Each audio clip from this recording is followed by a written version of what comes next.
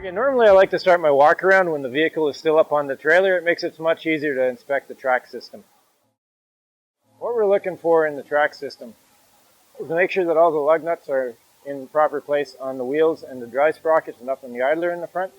Typically, if you're going to see trouble anywhere, you're going to see it in the drive sprocket first, so this is the most important area to check as far as lug tightness goes.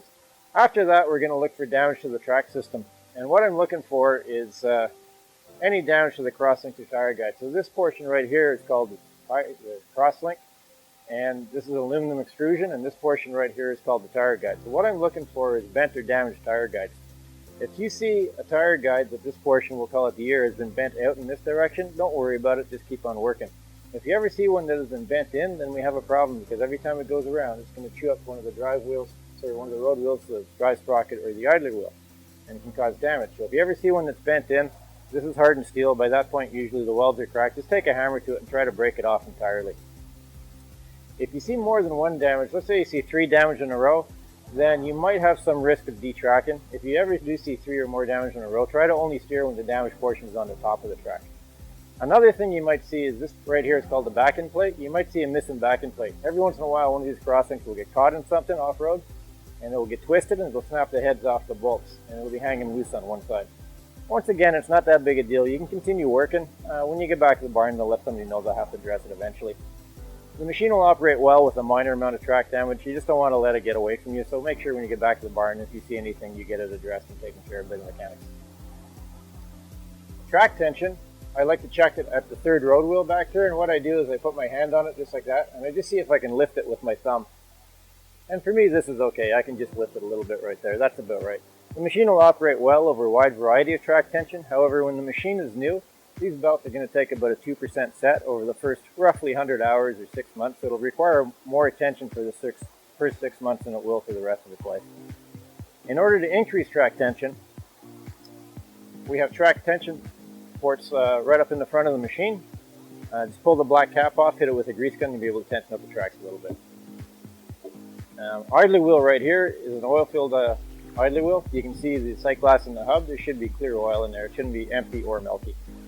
These are the track tension grease ports right here. Just remove the black cover. And you can put a grease gun on the grease zerk right there, and you can increase the track tension by adding grease to the system. We have one for each track. They're independent of each other. Another area you should check as part of your walk around is the front blade on this machine. Just make sure that previous crews haven't damaged it. Make sure it hasn't been bent and all your pins are in place and there's no leaks at the cylinders.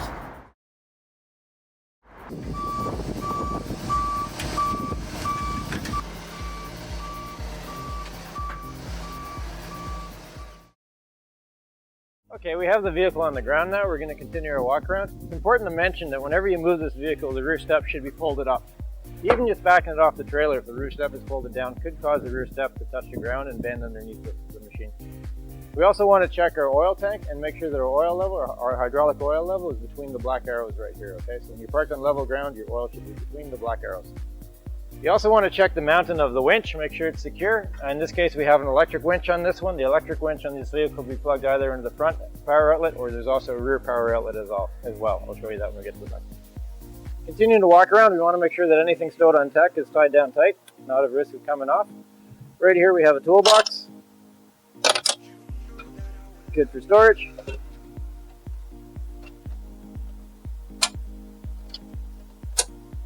Right here we have the battery box. It has a small storage compartment in here. Typically we store the winch remote inside here. We also have the battery master switch in here and some circuit breakers as well. Right up here we have the power inlet for the block heater and hydraulic oil heater. This is the anchor drive attachment, typically mounted on the side. And you also notice we have the front and rear pull racks on this unit right here. Fuel filler is right here. This vehicle holds 40 gallons. 40 gallons should give you about 12 hours of normal endurance. And right here you'll see the outlet, the rear outlet for the winch. Def tank is located right here. On every fuel fill of this machine, you should ensure that the def tank is topped up. Now we'll do the cab. In order to start this vehicle, turn the key to the first position to the right, and then we have to wait for the dash to wake up before the engine will start. So we're going to see our logo come on. If that ever happens, ensure that your joysticks are in a neutral position, and then the engine should start. In order to disengage the parking brake, the seatbelt has to be on. And then we're going to pull the silver knob and press the red button next to it. And you'll see that the red bezel on the dash display comes off. That means the parking brake is off. If I want to re-engage the parking brake, I'm going to push the silver knob in. And now we have the red bezel around the dash one more time. And I'm going to wait for the display to wake up. The engine won't start until the display is showing the gauges. Now we see our logo. Now we see the gauges. Now the engine is good to start. This red bezel around the dash, this red outline here, indicates that the parking brake is on. Whenever this machine starts up, the parking brake is automatically engaged. My engine is started. I'm still showing the red. That means my parking brake is on. In order to disengage my parking brake, I have to ensure that my seatbelt is connected. I'm going to pull the silver knob right here and press the red button. The red comes off the dash. Now my parking brake is off and it's good to drive the vehicle. If I want to reapply my parking brake, I just have to press this silver button and now we're good to go. Now our parking brake is on. When I want to drive, I pull it out and I press the red button. Ensure that your plow is up before you drive. Circuit breakers up here. Pretty much everything on this machine is protected by circuit breakers. In the event that it blows, it's going to be physically popped out and you should be able to reset it once it cools down. Over here we have the auxiliary hydraulic switch. This is somewhat the equivalent of a PTO switch on a truck. However, because everything is hydraulically driven in this machine, there are no gears involved. But in order to operate the outriggers or the boom, this switch has to be on and the parking brake has to be on as well. Once I turn the parking brake off, it automatically disengages. So whenever I'm driving, my auxiliary hydraulics are automatically turned off. I put the brake back on, my auxiliary hydraulics come back on. On this vehicle, we have the optional AC control right here, and we have the optional heater blower right here as well. In order to get the heater to provide hot air in the cab, the heater pull cable in the back corner over here has to be in the up position. We also have the headlights, rear work lights, interior dome light, and beacon light on top of the cab, and the horn. Which has to be on, and this pull cable has to be in the up position right now. That will allow hot coolant to go through the heater cord just down below me right here. Operations manuals are stored in this box right here. Hand throttle, speed control right here, high-low speed. Speed on this vehicle will be changed anytime, whether you're stationary or moving. You'll get about 4 miles an hour in low speed, about 8 miles an hour in high speed. Pretty good torque in low speed, you'll be able to climb almost anything. High speed is mainly for straight travel without too much steering or hills involved. Plow control is right here. This vehicle is equipped with slope indicators in the cab. We have this one here for front and rear slopes, and this one up in front of you for side slopes. This vehicle is rated for 40 degrees climbing and descending capacity. Typically, if you try to go above 40, you're going to start spinning your tracks. Be cautious when you're going downhill. Try not to exceed 40 degrees downhill. And on the side slope, you'll see we have it indicated as 15 degrees side by side. We have a lot of mass up high with the boom on this machine, so we recommend that you try to follow our side slope recommendation. If you're ever in a situation where the side slopes are getting a little bit steep and you're a little bit worried, maybe you're a little bit out of control, you can always drive this vehicle with the outriggers down. Now, right now we have the ignition on the dash, and we have the auxiliary hydraulic switch in the on position. So right now everything back here is active. So I'm going to start the engine. And I'm going to lower the outriggers. So we're going to put the crane outrigger selector into the outriggers position. And we're going to start lowering the outriggers.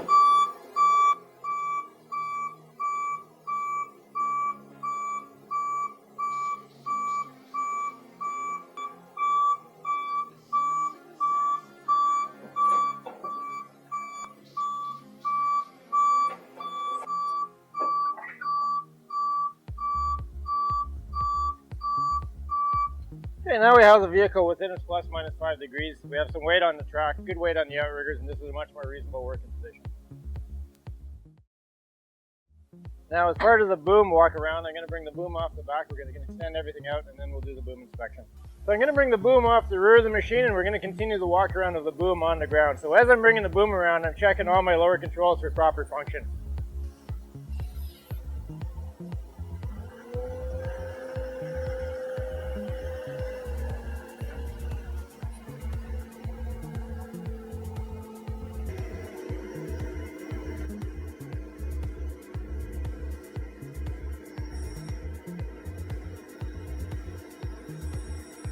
My boom walk around, I like to check underneath the main valve holder, make sure there's no signs of oil leaks.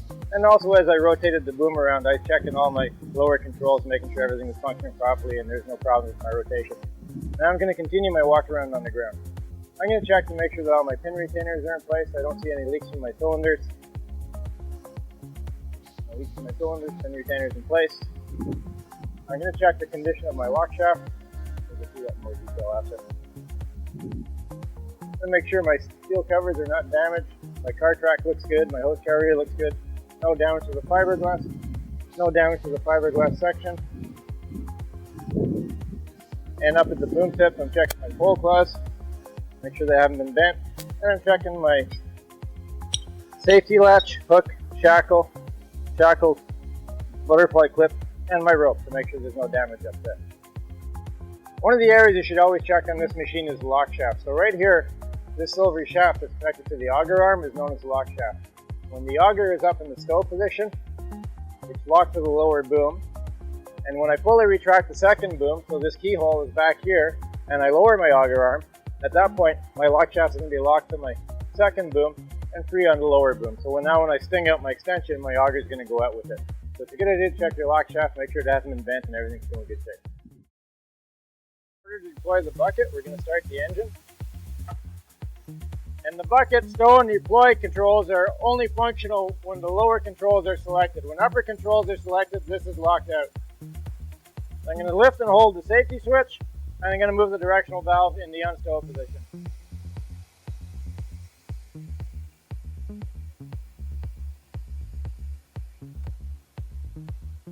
Okay, now the bucket is deployed. I'm going to select the upper controls. And now we're going to check the bucket system and make sure everything is working properly. So now we're going to go.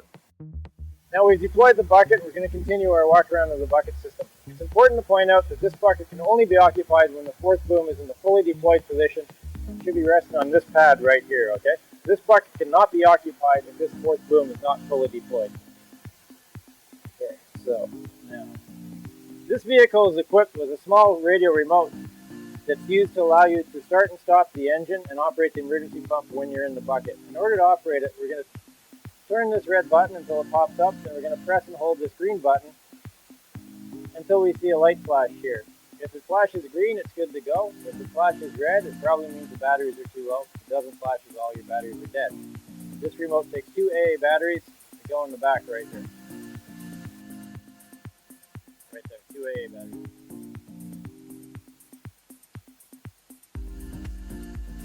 The red remote has a holder right here for when you're up in the bucket. This is a gravity level bucket.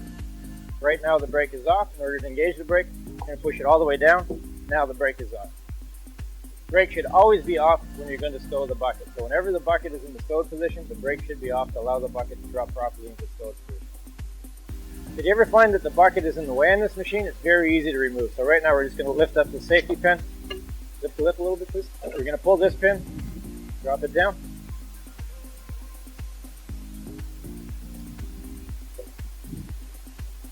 And there's the bucket off. We'll just put the pin back in the stow position so we don't lose it.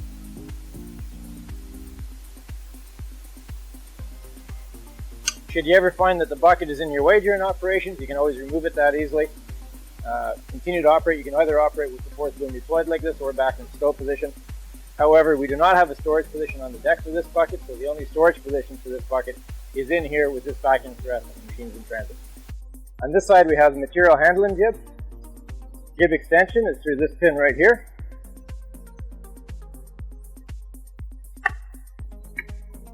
And jib elevation is controlled by this pin right here. We're just going to pull it back, and then we have multiple positions that we can lock it into. Put the pin back in.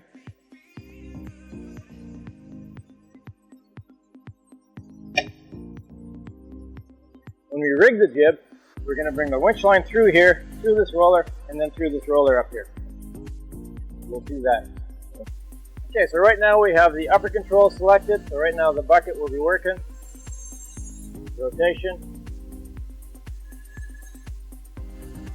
Elevation. We have our extensions right here.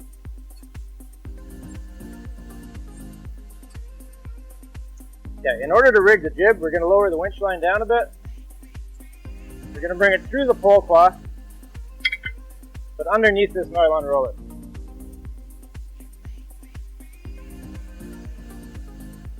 Okay, we're going to introduce the winch line through here. We're going to remove the hook and shackle.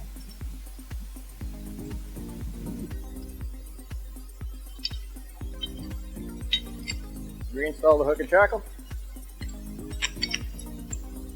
A couple of things to observe during jib operation. First of all, the maximum extension of the third boom during jib operations is to this mark right here, okay? So I'm going to retract my third boom right now.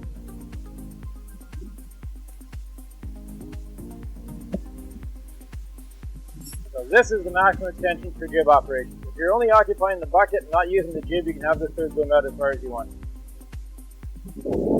Also, your jib load capacity, we have a load capacity chart right here.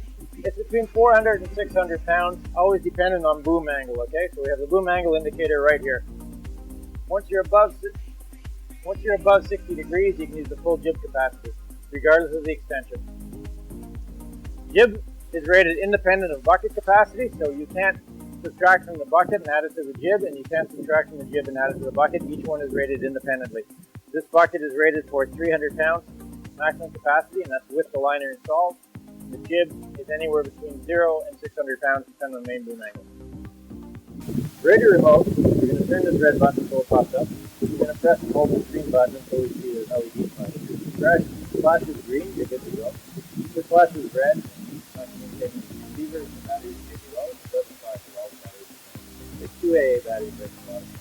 Once it's operational, you can activate the horns in the bucket. You can activate the emergency pump right here.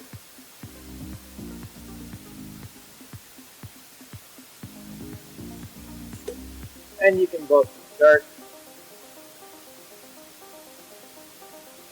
and stop the engine.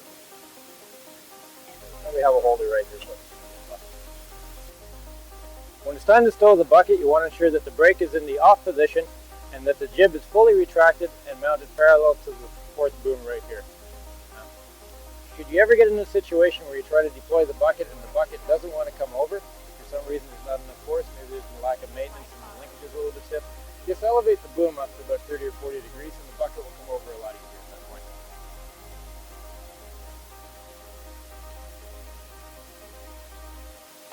We'll stow the radio remote back in the cab. You may as well shoot this. We have a holder for the radio remote in the cab right over here.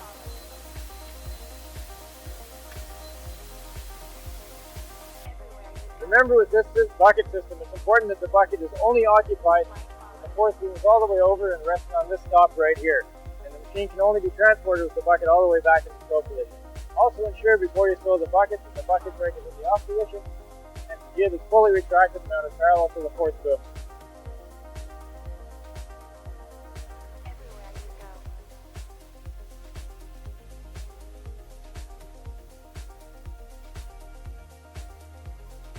Right now you'll see we have the fourth boom all the way back in the stow position, and the fourth boom is resting on this stopper right here. That's the proper stowed position for the fourth boom. Right now we're going to go through auger operations of this machine, and it's important to ensure before you stow or deploy the auger that the second boom is fully retracted and engages the lock shaft right here.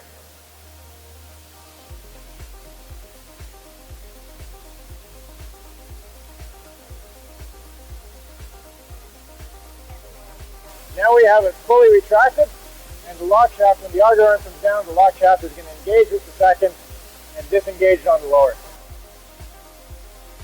Okay.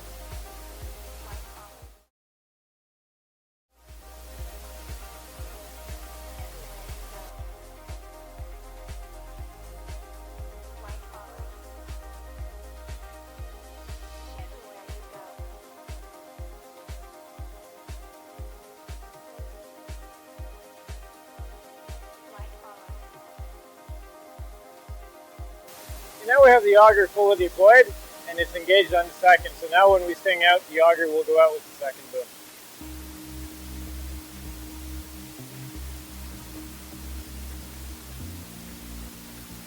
This This auger is equipped with a high-low speed on the console.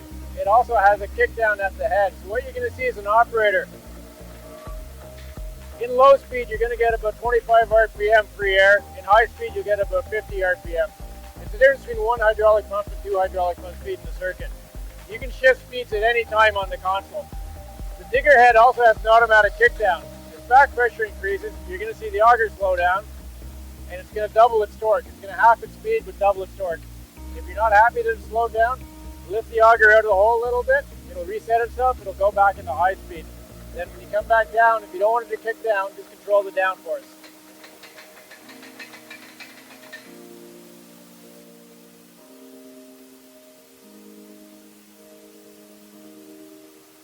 That's what I redo it. And it. Okay. Get out of there. You'll also notice on this unit, it's going to be the opposite of most of your trucks. Because our auger stows on the opposite side of the boom, your stow and deploy directions will be different as well. So in this vehicle, when you're going to stow the auger, you're going to be doing it in the clean direction, and deploy, you're going to be doing it in the big direction.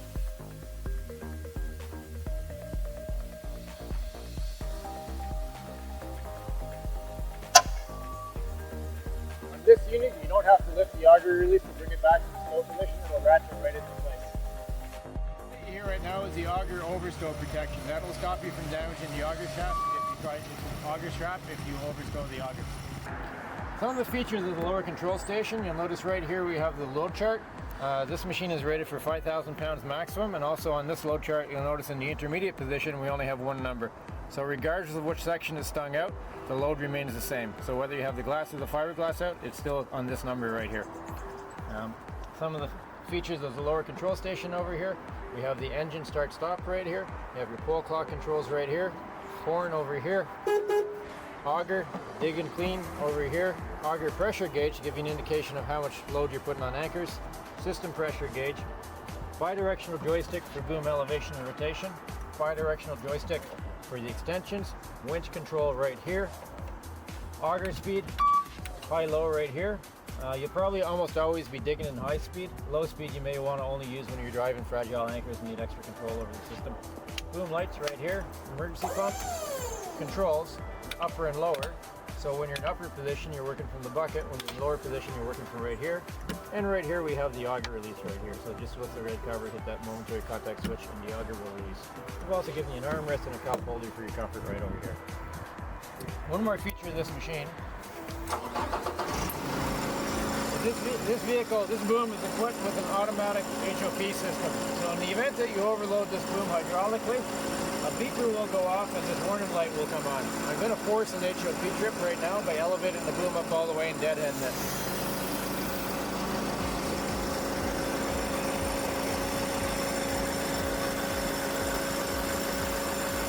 By elevating the boom all the way and building pressure in the cylinder, I can force an HOP trip. Right now my beeper is going and my light is on. In order to get out of this situation, deadhead a function upstream of the elevation cylinder.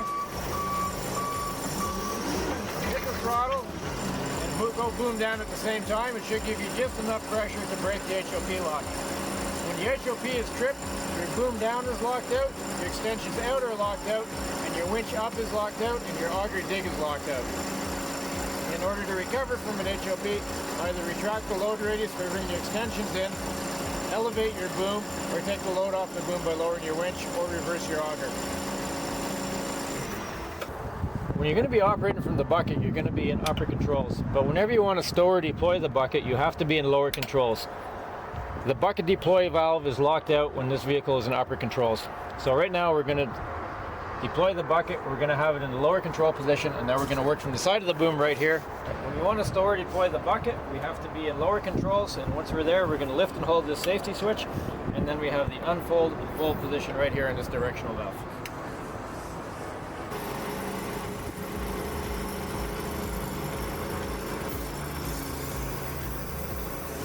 When we stow the boom,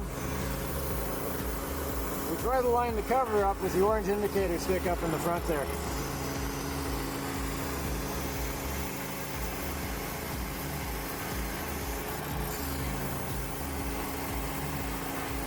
And that's about right. And you can be off by about 1.5 inches in either direction. It'll still fall into the wrench properly. There it goes. Now your boom is properly stowed. More features down on the tower area right here. We have the rear work lights right here. We also have the tools outlet, high and low. This is a bit unique to this machine. So we have the hose reel right here. When the tools are in the low position, you're getting 3000 psi at 5 GPM. This is the position you're going to use for tampers and all other hydraulic tools. We have a directional valve right here. So you're going to put it on low, and then you're going to bring the directional valve over in the detent position. You're going to have the oil coming through the hose reel right here. When you're working with the pull jack, however, put it in the high position. We're going to give you 3000 psi. You're going to have a lot more force with the pull jack at that point. And then you can raise the pull jack into the detent position and bring it back down in the reverse position. You won't need an inline reverser for the pull jack. Tool circuit on this machine takes precedent over everything else, so if the tools are accidentally left on, you will be losing some boom and outrigger functions. They should be in the middle off position when you're not using them.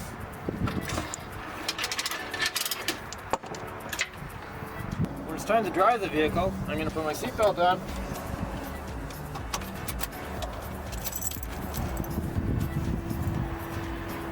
Start the engine, raise the plow, disengage the parking brake, and now I can drive. We typically drive this vehicle with one hand on the joysticks and we leave the other hand free for the throttle, the plow, speed control. Real easy to drive with one hand.